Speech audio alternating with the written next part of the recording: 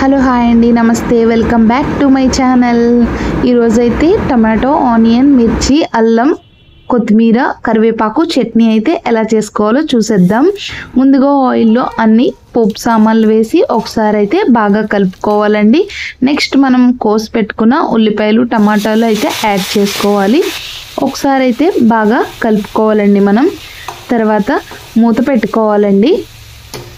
మూత తీసి మగ్గిన తర్వాత కొద్దిగా రుచికి సరిపడా సాల్ట్, చింతపండు, బెల్లం అయితే మనం యాడ్ చేసుకోవాలండి.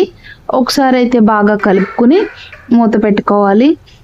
కాసేపు ఆగి మూత తీసిన తర్వాత బాగా మగ్గుతుంది కదండి. మగ్గిన తర్వాత మనం మిక్సీ జార్లోకి అయితే తీసేసుకోవాలి. తీసుకుని కచ్చాపచ్చాగా అయితే మనం మిక్సీలో పచ్చడి చేసుకోవాలండి. ఈ పచ్చడి అన్నంలోకి, దోశలోకి, ఇడ్లీలోకి చాలా బాగుంటుందండి. ఒకసారి ట్రై చేయండి. Subscribe my channel.